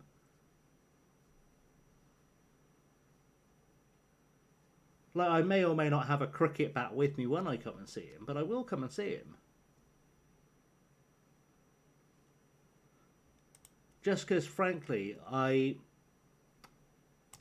feel like he should have been an abortion and someone should tell his mother that.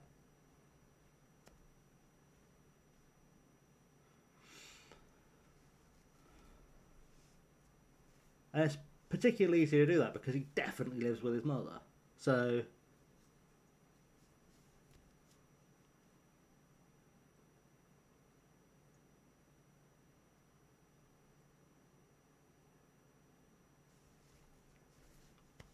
you know.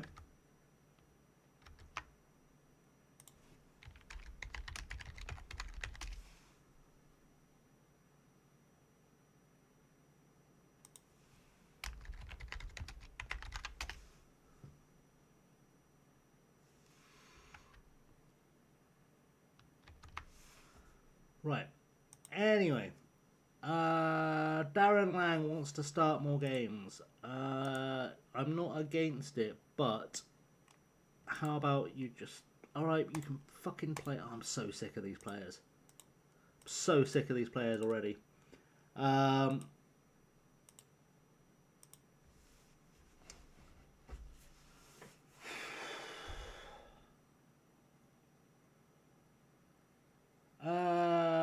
Trying to find a good reason I wouldn't just get rid of this guy, and I can't. So, bye.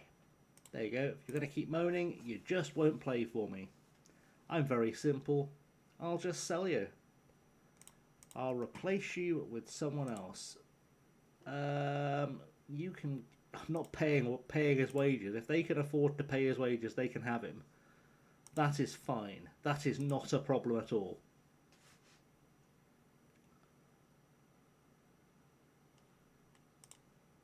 Not a problem in the slightest for me.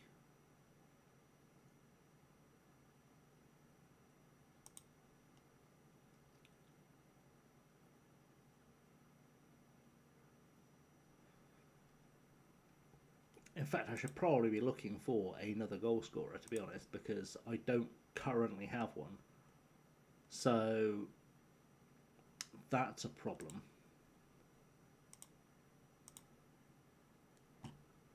Liam, can you score goals? Sorry, Lewis, can you score goals? I can read. Come in on trial, please, just because I need to find someone who does the goals and you allegedly can. In fact, talking of Liam, how is Liam getting on back in Hemel? Not playing. Out of contract. Hello. Hello. Alright, we're not at a point where we can buy Liam yet. That's okay. Because one of those guys is about to bugger off, and then we can have Liam in our squad. Possibly in our first team, to be honest. Right. These guys are not natural strikers, they are wingers. But, yeah, I like that idea too, Liam. I do. Off you go. Bye. See what happened? You cried, you bitched, you pissed and you moaned. And now you don't play here anymore. Which feels like it worked out for me and not for you. Right. Let's try that again. Regular starter demands. Oh, we still can't afford it. That's okay. That's okay. We'll sell the other player too.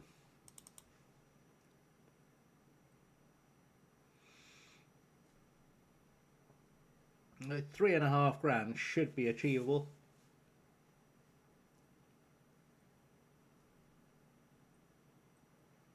We're just not quite there yet. We need the other moany bugger to go too. In fact, I might have a quick look at just trimming the squad, just because there are players who, if they haven't really played by now, probably won't. Like Shay MacArthur's probably never going to play for us, if we're completely honest. You're never going to play for us, so you can just go off of trial now. Same with you. You need to go out on loan. So there's that.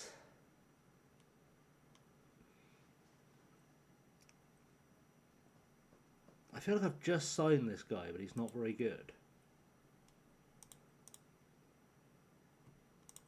But yeah, he was the guy I had on trial, who was fine on trial and has not been great since, but does fill a hole for us. What's in the under-19s that I can sell? Is there anyone I can sell in the under-19s? What? There's no one in the under-19s? That can't be right, surely. Surely I've got someone in my under-19s. I've got to stop saying things like that, because if I'm likely to find anyone in my under-19s, it's probably going to be Charlie. I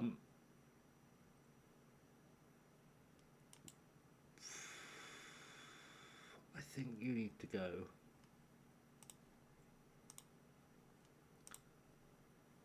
I think you should go.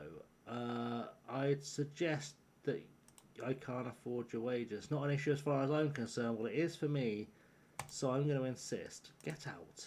Oh, God. Can I get Selfridge to go? I do have far more left backs than I need.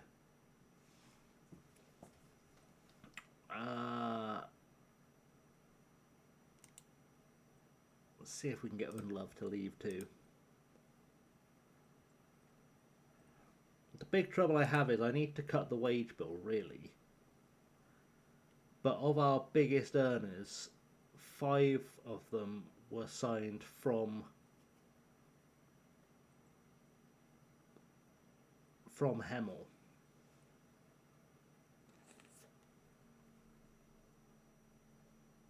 Which is kind of a problem.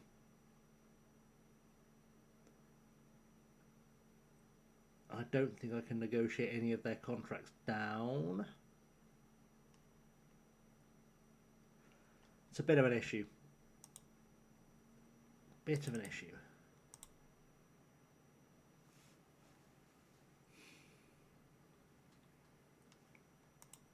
Offers. Excellent. Good. All of you guys can go. That's magical. Bye. Right, I'll be back in a second. We'll have a proper look at this. It's not going to be Doyle at the back, though. It's going to be Webster. Templeton's ineligible, so that's fine. I guess we'll put Harding in for him. Oh, Thompson's back. That's his natural place for now. And Rundell on the bench. Thompson can go back in at the back, I think, for Neil. Maybe not. Was Sullivan better on the left? One of these guys can cross it, the other one can't. I think it's Casey that can cross. Oh, what just happened? What just happened? Tits and balls. Shooter, get off.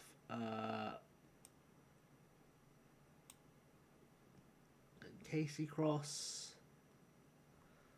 He's slightly better at it. Selfridge, can you cross? Yes. Alright, you do that. Perfect. Right, I'll be back in 2 secs.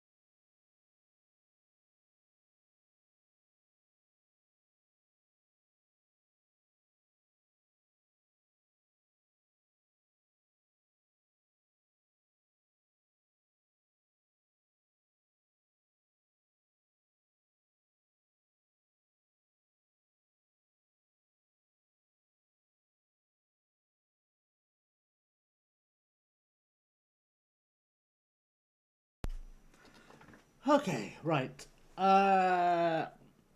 This is not solving our problem with getting goals. How long can you play for? Still 75 minutes. It takes you forever to get that. I don't know if it's just me. Does it feel like in FM26 it takes forever for players to get match fit? Is this just me? Is this just an issue I'm having? Because it feels like players just take forever to get match fit.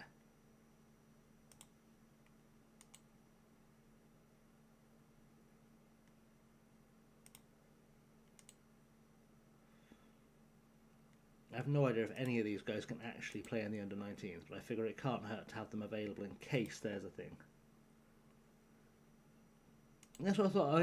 It doesn't help that no matter what you do with your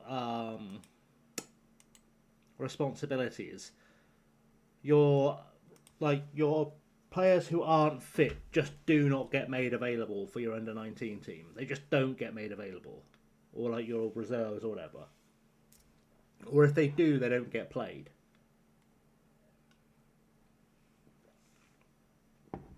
Let's go with that. For Alloa Athletic.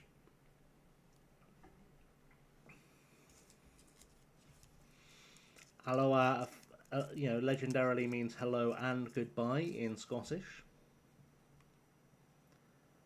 Such a rare reference. That's 1 a.m. humour. Right. Let's go for it. Let's play the bees and get the dubs. That's the plan. I'm assuming they're called the bees. They've got a bee on their badge. And they're wearing bee costumes. So you'd have to assume they're probably called the bees.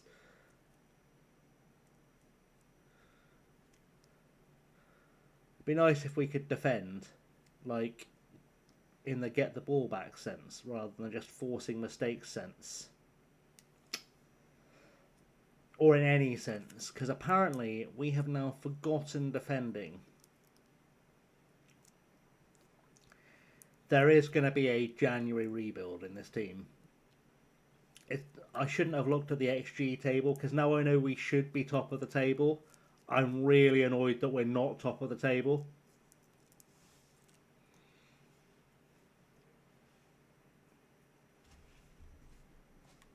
And I'm especially annoyed that I can't figure out with this squad how I tighten that defence up, because there's not really a lot I can do with the players at my disposal.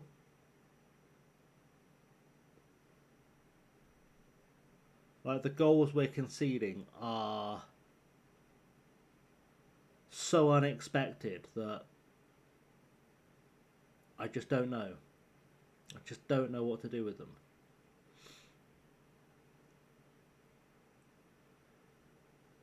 Like, I don't want to, be disloyal to any of our ex-Hemel players, but I do kind of want to get rid of Sané. Just because he's not big enough. He's just too small to play at this level.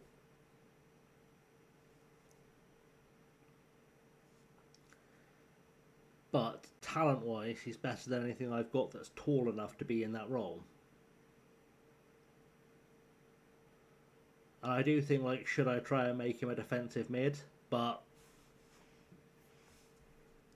I don't know if he can do that either. It's an odd one. It's a really odd one.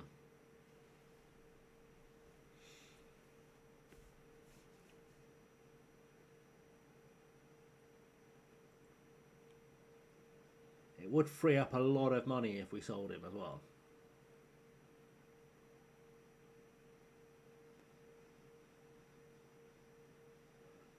I don't know. It's a thinker. It's a thinker. Because he just can't pass well enough to play as a holding mid. He can't head well enough to play as a defender. I don't know. I don't know what the answer is with him.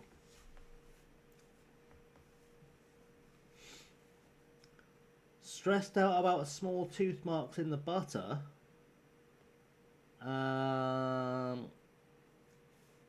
Elodie, unless you have a tiny child running around, I would suggest that's more than a bit stressed out. But also, how is something tiny enough to make small tooth marks in the butter getting into the fridge is my next question.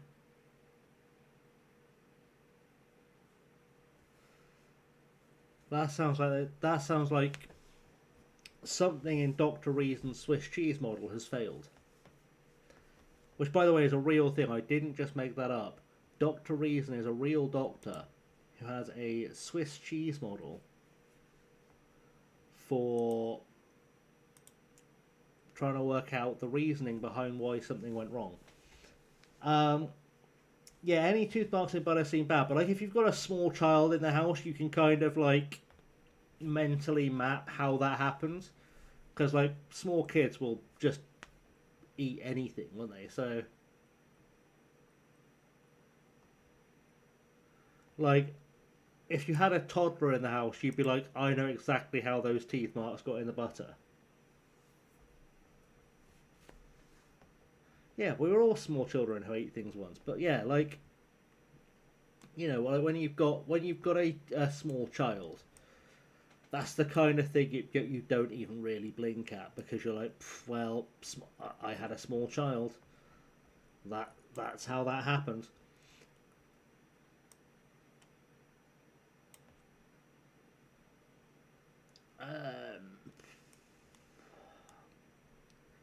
I feel like I'm making a lot of the same changes again and again and again and again and again.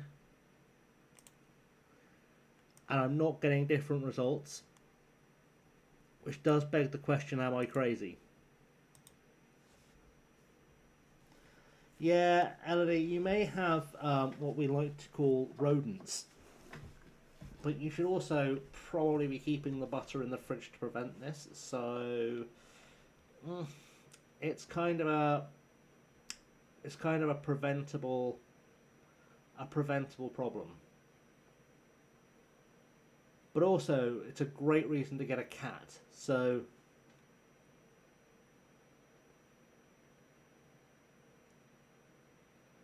and to be honest, there should never be any reasonable excuse to not get a cat. Oh, my excuse for not having a cat is my landlord will make me homeless if I get a cat. But otherwise, I would have a cat. Well, not if you put a butter cover on the butter, which also will prevent the tiny teeth marks, to be fair. But if you want to prevent the things with the tiny teeth marks, kittens are a great idea.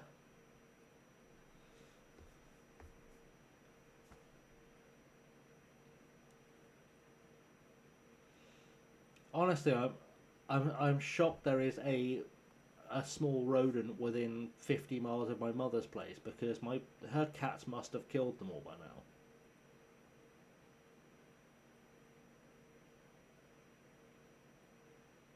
Like, I'm shocked they can breed fast enough that my mum's cats haven't eliminated them as a species, to be honest.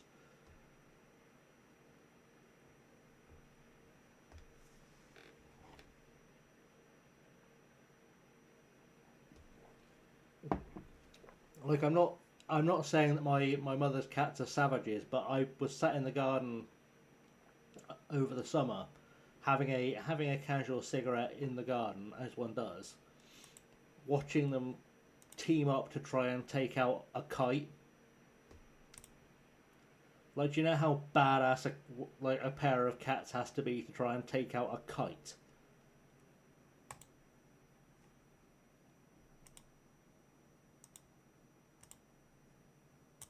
And not even like the thing you fly with string, like the bird of prey. They're like, nah, I'll fucking fight it. Yeah. They're like, nah, you landed close enough to my garden, mate. I will fuck you up. I was like, alright, bud. Your funeral, those things will quite happily pick up a dog. Like,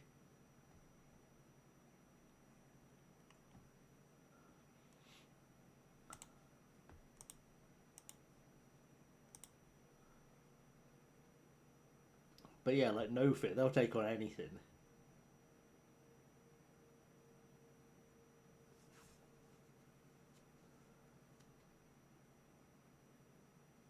Fair enough, Simon. You have a good night. I was just thinking it might be raid out time myself actually, because it is coming to 1:30 ish. I am starting to feel the tired. Yeah, a rural house without cats will in fact have mice. That is, frankly, just science. How long we have done? 2 hours. Yeah, night, Simon. Have a good one, bud. Yeah, I am thinking it might be time. It might be time. Who is playing right now that we know and love?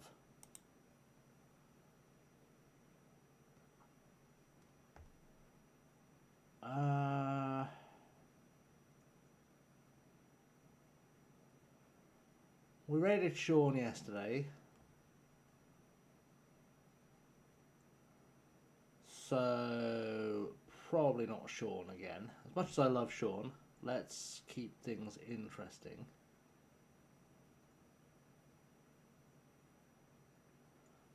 I think I found a friend. I say a friend. I've never seen this guy before, but I am a believer in always hand off. Unless, actually, no, scratch that. Let's go see Benny, because I don't know enough about the person I was thinking of. Let's go and see Benny. If you're on YouTube, thank you for watching. We will end the YouTube now. So Tar. And if you are on the Twitch, please do stick with me at least long enough for the raid. We're going to go and see Benny. We'll go and say hi to Benny.